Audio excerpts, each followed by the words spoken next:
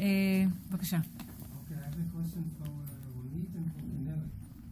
For Ronit, my question is, are you in favor of abolishing the monopoly of rabbinical courts and religious courts in general over issues of marriage and divorce, which is the main instrument of women's oppression in the society, as you all know? In principle, not whether the time is right or the time is not right. In principle, do you favor that? And to Kineret, two questions. First of all, what is post-liberalism? Is it a social theory? Is it political ideology? Can it be defined in terms of what it is rather than in terms of what it is not? The other question is, what secular majority? There is no secular majority among Jews in this country. And the project, it was very obvious from Dana's presentation, the project you are describing is undertaken by Akri from a position of weakness, not from a position of strength. And like all such projects of dialogue between the religious and the so-called secular among the Jews in this country, this is basically a project for negotiating the terms of surrender of the liberal to what you probably mean by post-liberal. Okay, thank you. Yeah? Yes, my name is Roy Moron. I'm from the Department of Middle Eastern History at the University. I have a question for Rawia Abu-Rabia regarding your presentation. You presented the topic of polygamy, but you didn't refer to another, in my opinion, more urgent issue of women in the Bedouin society, which is so-called honor killings, which is a terrible phenomenon also rooted in traditionalist values, which finds a lot of women killed each year. Another perspective for the phenomena of polygamy, you said that the state didn't want to deal with this issue, left it in an autonomous, as an autonomous issue of the community itself. But I would like to remind us that it was suppressed among Jewish Yemeni Jewish immigrants here in the 50s and 60s. There was a struggle and it was suppressed. So the state does know how to intervene. And also it exists among village, Arab Palestinian village communities, and it's also prevalent there. It's not only a Bedouin issue. Thank you. We need to take this also, in my opinion, at least. Okay, בבקשה, דן חזן. My name is Zoe. I want to start with one of my question earlier refers to all three of you. Only if you talked about changing the narrative. And if you give, for example, Elon's rulings show that the law is not the problem, it's not in the norms, it's in the narrative. And really the struggle of Jewish Orthodox women is to change the narrative. And I think it brings up a tension within rights movement or human rights ideology that came up with all three of you, and that is, are we defending the women as individuals? Is it a fight for the individual Orthodox woman to participate or whatever? Or are we changing the narrative? We want to change the group. We think, the woman, the Orthodox woman, argue that the narrative of the Orthodox group should be changed. They're trying to change it, relying partly at least on human rights arguments or theory in general. And the human, now I come to all three of you, when you meet the ultra-Orthodox educators, you come up with the conclusion that we as liberals and human rights advocates, we have to come to meet this other perspective, the more conservative perspective, learn to respect it, learn to not to criticize it. This ultra-Orthodox way of thinking is sometimes deeply rooted in patriarchy, in norms that we as we emphasize, we as people who believe in human rights just can't live with. So there are examples that are more severe than others. I think polygamy is very severe example. Maybe we could all agree that in these cases, human rights movement just cannot agree with this kind of depression. But if we take the lighter cases of participation or general acknowledgement of the citizenship of women or deprived classes, then we as human rights advocates need to think, we want to respect the minority, the cultural minority and its values, and then we want to attack them. I personally don't have a dilemma. I'm in favor of attacking them. But inside around this table, we argue for both these issues. On one hand, we think we should advance the minority group rights for self-definition, for cultural rights, and on the other hand, we want to advance the minority within minority rights. And I think we don't give enough account as to how these two aspects of our ideology interact. Hassan, and then we'll have a round of answers. Yeah, I think that in this panel, very interesting panel, we have similar issues but different positions. Here, Rawia belong to, and she say, I belong to national minority, oppressed, discriminated, but I am not ready to give legitimacy to bad values or values that violate the human rights issue inside the group. And Ronit gave another aspect, struggle from within. And the struggle from within, especially within a religious community, and we already have these experiences in different places, like Muslim women, some of them from feminist perspective, they say niqab is for freedom. Niqab is feminist. Let us struggle within the Islamic community in order to convince them otherwise, because if you stand outside of the community, you will be illegitimate and your voice won't be heard. Better from within. But this struggle from within, all the time you have to give legitimacy to oppression. You have to give legitimacy to hierarchy. This is like, if I want to connect it with the first panel, this is like, for example, that Palestinian city of Israel, in order to be citizen, to go to serve in the IDF, and to be the oppressor of his people, and to fight against, to join the colonial project in order to be equal. So, to which extent you see that this struggle can legitimize the hierarchy within the system itself? Okay, so let's do a round of answers, and let's start.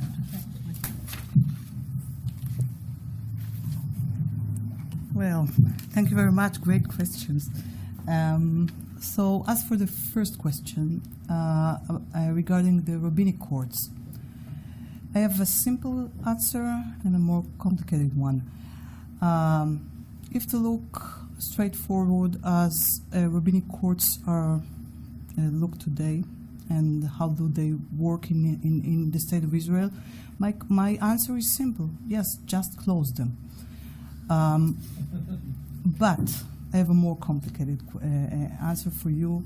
First of all, I want to say that I believe that we should initiate civil marriage in Israel, of course. It's a question of human rights. But for those who want to get married and divorce within the rabbinic courts, we have to reopen them in a way that, and I believe that within Jewish law and within halakha, there are venues, halachic solutions to almost all problems that are being raised in rabbinic courts. So for those people who want to save their identity and they feel that they can get, they can approach only rabbinic courts, the state should allow this, but in a way that won't harm and make such damage that it is causing today to human rights. So that's my answer to you. Regarding the second question about the narrative, I really believe that the main question is changing the narrative, because so long women entered into Talmud Torah, and now they are very well-known and educated in halakha, in any Jewish law. They can show you, I can show you solutions to almost any problem. So I can write an article, my friends can write an article, we can demonstrate, black on white, that it is permissible to wear talit, to read from Torah, to solve problems within the rabbinic courts. So what? I mean, the problem is not changing the law, the halakha, yes, Jewish law. This is not the problem. The problem is that because the narrative is not ripe, the rabbinic authorities are not accepting, are not allowing to accept this change in order to do something for women's rights in their communities. So the real battle is within the narrative. Now, whether this is a question of individuals or groups, so as I've said, if it's a question of an individual, and there is a severe harm to human rights, so the individual should apply to the civil court, and hopefully she will get a protection. But I cannot pray without a group. I mean, I cannot, as I want to pray, yes, I cannot make a change within a community that the notion of community is so important to traditional societies. So it's not that the main problem is within individuals. It's about the group, and the change must come from within. Now I'm coming to your question. Daka. Okay, wow. Well, this is a great question. Actually, the main argument within my lecture was that in order to make change from inside, it's not necessary to give up feminist notions or feminist or human rights ideology. To the contrary, sometimes when we adopt strong rhetoric of human rights and trying to enforce it on the community, on the religious or traditional or cultural community, the backlash is so harsh and the damage is so severe that this is not the solution. So that's why I call it tempered radicalism. Yes, I don't want to give up notions of human rights, but I understand that sometimes I have to compromise on few things that I believe that they are less important in order to facilitate a great change within society than to come with a strong rhetoric of human rights and destroy almost everything. So it's a question of balance between values and between the things that we want to accomplish at the end. Thank you. Try to keep it to 2-3 minutes. Okay. So first to Yoav, about post-liberalism. I think that there are two things that I can say it's post-liberalism about them. First, it's post-liberalism can be looked at as a phenomenon, just as I said about the emerging discourse of religious educators who are not non-liberals. They have to take into account the democracy. They can't just go back and live like before democracy. So post-liberalism is a kind of a dialectic turn that happens on the field. Another way to speak about post-liberalism is as a theory, a political theory or a social theory that is emerging, and like other posts, it would like to criticize the one that came before it, to criticize liberalism, and to think about other paths for good society which are not liberals. And this is my answer to you. If I'm taking I have another answer to give you. But if I'm taking a post-liberal stand, it doesn't mean that I can't criticize anything. But I'm not sure that the criticism should be termed in like a human rights problem. I can say that women they don't get a good treatment, or that they're not respected, or I don't know. But I don't have to talk about the human rights. I don't have to take all these assumptions and to speak through them. So criticism, yes, but I'm not sure it should work with human rights. And about secularism and minority, I think here we have two answers as well. First, this group experienced itself as a minority and experienced the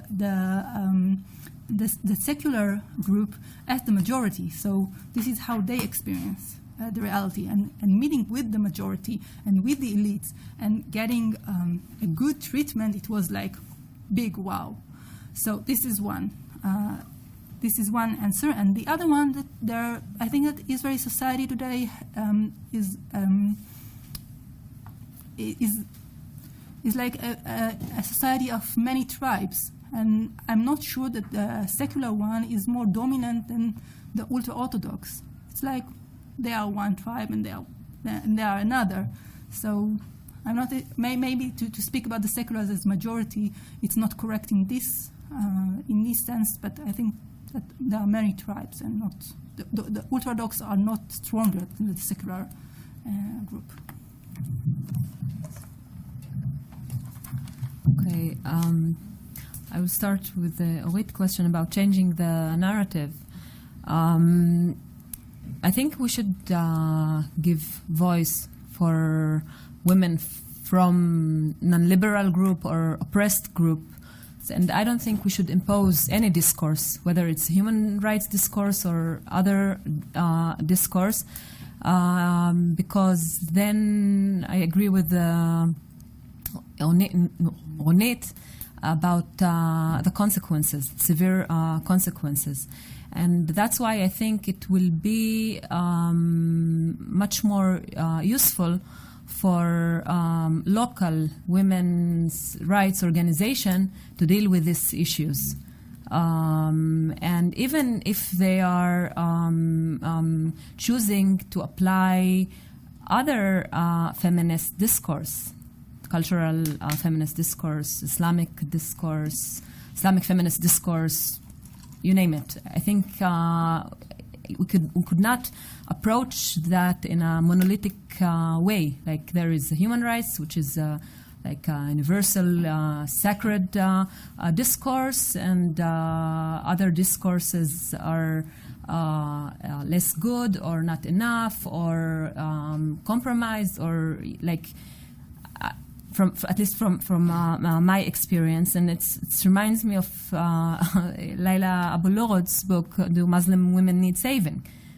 No, we don't need saving. We will save ourselves. But the state, if we're talking about the state of Israel, if it's considered itself as a democratic state, it should provide protection to these women. But then there is the dilemma that we are talking about colonial setting, and we're talking about arena in which family law is politicized, in which religious courts marking the national boundaries of the collectives. If you take the rabbinical court that determine who is Jew, controlling demography, etc. So it's politicized. Family law is politicized, and thus we need to see in a very delicate way how we advance human rights of minority groups and women, and on the one hand, but then also advance our discourse as a minority group, as a national minority.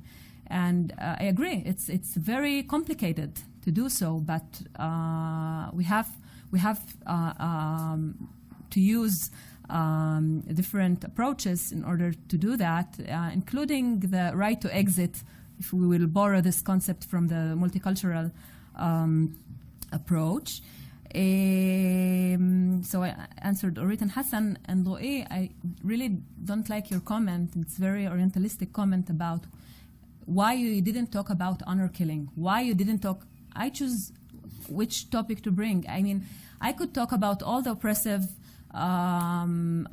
practices of minority, and there are a lot. And I think that patriarchy, it's not just, and patriarchal norms, it's just discourse of minority. And whenever I'm speaking about this kind of issues, I always get this question: why you don't talk about this or that? I think that, I mean, I chose to bring polygamy as case study, and it's legitimate. Okay, no, just let me, because you accuse me of Orientalism, it must be because I'm from the Orient myself. My father is a Yemenite and my mother is Iraqi, and we lived here for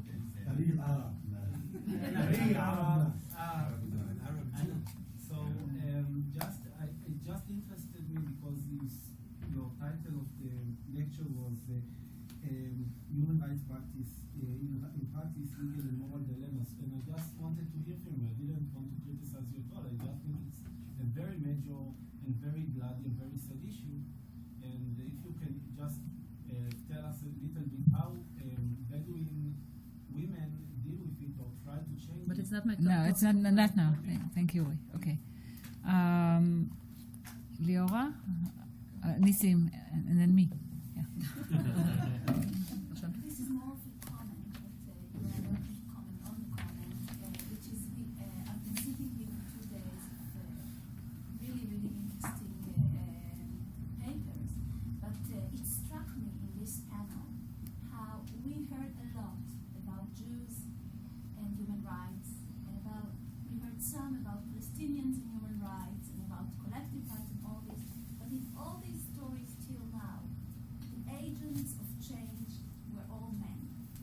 Apart from one, Rurock was talking about Hannah Arendt. But apart from this woman, we heard a lot of names, Lauterbach and Lemkin and Sakharov and so forth. They were all men. Oh, sorry. Okay, sorry. And But did you talk about them? So for me, it was interesting, not just about women or men, but what does it mean when we bring in women voices into the discussions? Because what I was hearing in this panel is an internalized, an identity that is divided between loyalties, and how the struggle stops being from the outside imposing either a human right or a national agenda, but one that is split from within. So I was wondering, how does it change the terms of struggle, the conceptualization of it, if you want. But for me, the difference was very apparent here in this panel. So thank you for that. All-woman panel, too. Okay. To Abu Rabia and to Renate. I'm just wondering if you could say something about your own kind of repertoire of explanations, or the way you read the resistance to human rights by the disadvantaged individuals, including women. How to read? Yeah, just explain resistance to human rights by disadvantaged individuals. It can be women, stuff, people that you are trying to empower and to liberate, and basically resist the message. Okay. And I have the available repertoire. What is it? How do we read it? I think he knows what he wants to hear. My question, from a little different angle, to Ronit. So when you talked, I thought you were being descriptive. You were explaining the Shagdiel case and the women of the wall, but at the end, I think you're being normative. I think you're telling us what should be and what should not be taken out, if it's ripe or if it's not ripe. And I just want to make sure that this is a formula that you are advocating for, not just describing what happened. And if it is, there are a few other issues that come out about how do you decide when is it ripe and when is it not, and is this something that is unique to gender, to women? Because I was thinking about the Emmanuel case, where this is a case where there was a separation in a school between Mizrahi Sephardi girls and Ashkenazi girls within Orthodox or ultra-Orthodox school setting, and there was a huge clash between the court and the community, and are we ripe for that or are we not ripe for that? Okay, so that's, wait. Okay. And I have a question to Kinneret. I was really waiting for you to take the next step at the end of your talk, because you said, okay, so we have these three agents that we have to go through, and then it's not Sally Mary's, the kind of universalistic. We have to reach out to the values of the community and to talk with the community and to say what? I mean, what would you say to the case of a revenge murder of this little boy from East Jerusalem? I mean, how would you talk about it with the Sephardi ultra-Orthodox community? Okay, so we have the agents and we have whatnot, but what would you say rather than saying this is racist? Okay? And that would be the last question. Okay. Yeah. There? Okay, I'm just intrigued by Rawia. Or maybe all three of you can kind of, you made a distinction between invoking human rights and saying, well, this is a particular case. Do I have that right? You know, at what point, I mean, maybe you can all sort of reflect on this, you know, at what point do we do that in practice and also in our way of thinking about it? And what does it mean to back off from that? I'm thinking of Black civil rights movement in America, because we have issues like that as well. When do you invoke this universal, and when do you simply say, I'm going to just handle this case and... Okay, so let's go the other way around now. You can start. Okay. Nissim, are you implying about the limitation of human rights discourse and maybe the need for other discourse to be more effective? No? No, because sometimes, I mean, when I see how much oppose, how our community oppose human rights discourse or resist it, I think because it depends in which context and who deliver it. And especially we're speaking about the Israeli context and colonial setting, again, like if we're taking an extreme example of unrecognized Bedouin villages and home demolition. I mean, people use this discourse, but I think it's because human rights organization, like they're litigating these cases. I wonder if it wasn't, if human rights organization wasn't there, and if they had to choose strategy, that would be the strategy, using human rights. But this is I think, more practical way of thinking that, okay, we need to use this discourse and use it in litigation. I think that if they had to choose, maybe they would choose other paths, maybe more nationalist, through parties or more conservative contexts. Yes, so that will be my hunch, and actually I think that also because sometimes it's considered to be foreigner discourse, Western discourse that are not related to my culture, my religion, their local context and experience of life. They're more preoccupied in surviving sometimes, very poor communities, etc. So what are you talking about? I mean, this is one side of it, and the other side is the effectiveness of it in international contexts.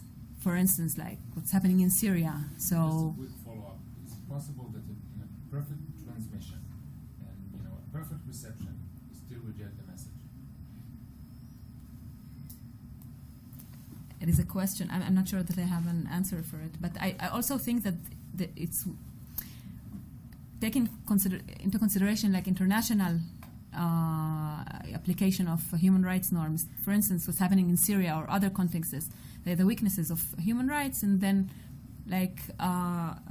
communities feel also detached from this discourse, and it is a question. And let's take also into consideration the liberal component of this discourse, and this is a huge. It's a big deal because most of the communities, the traditional conservative communities, that the liberal discourse is not the discourse that they would use. No more follow-up questions. Can I add quickly? Yeah, so. Okay, so it's a great question.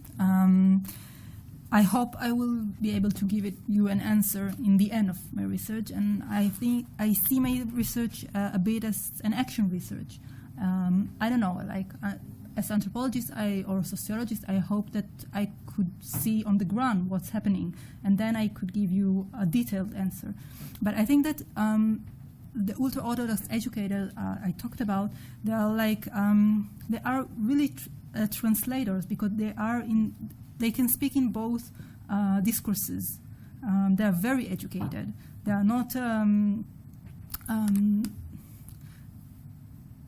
They were able to be part of these meetings because they are really can do this bridging between the two groups. So I don't know, but if an organization like ACRI come and speak, creating a dialogue and saying, this is what we think about it. What do you think? How do you translate it to your world? This is.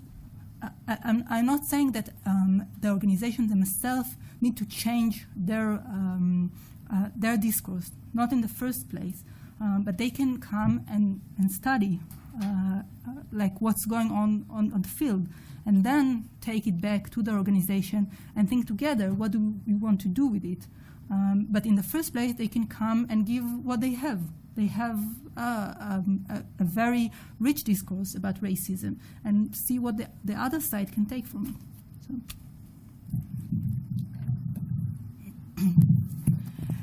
So I want to start with your question and make a long story short.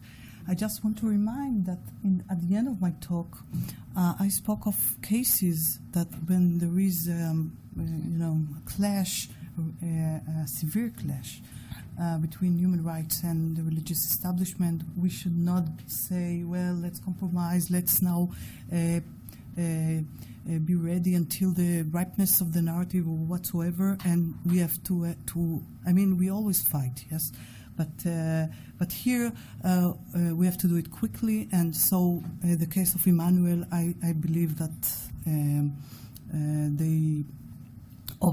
they should have gone to the court, and it's obvious. But as to the normative descriptive issue of the ripeness of the narrative, mainly I wanted to say, to describe. I took the case of Women of the Wall and Chuck Dield and Justice Elon, and wanted to say that on the descriptive level, that's what happened, but on the normative level, maybe what happened in the Women of the Wall case, normatively was okay, was good, because it opened the way, it paved the way for really many changes within the modern Orthodox society. I just want to give an example. So maybe when we give an example, maybe I'll answer this way to your question and then say something about yours. I belong to a new community within modern Orthodox society in Jerusalem, which calls Shira Chadasha, which is a new singing. It's Orthodox shul, but in this shul, women are being called to the Torah. They serve as they lead the prayers in certain parts whatsoever. And so we didn't wait to the ripeness of the narrative. We just made a breakthrough within the modern Orthodox society, but now there is a really serious debate within this community, within this shul, how to proceed. And some are saying, let's wait until the notions that we are trying to incorporate will spread, and so we won't get lost from our community, from the entire Orthodox or modern Orthodox community. And others say, we don't care, we have to care for us and our religious rights, and we want to make this shul totally equal. And this is a real controversy. And I believe that we have, in this issue, regarding this issue, we can wait. Although I paid a personally heavy price for davening in this shul, my father didn't speak with me almost for a year, I think, because when my daughter was born, I called her name and called up to the Torah, and it was really very exciting for me. But he thought that I'm getting, I'm moving to the reform movement, and this is, worse than being a secular for some religious people. So, so there are controversies about this, and regarding the voice of the women, the women's voice, I can say that the first time I heard in the synagogue a woman who lead the prayer in Yom Kippur, it was such an excitement, so I can understand you regarding what you've said. And just a small remark to Nissim. Sometimes within the religious communities, and Aria spoke about it, human rights, even the terminology human rights is very problematic, because they say religious or religion is about duties, is not about rights. So if you are a real religious person, you cannot speak in this language at all. So we have to be very smart with how to impose those set of values in a language that at least can achieve something within our communities. Great, thank you for a great discussion.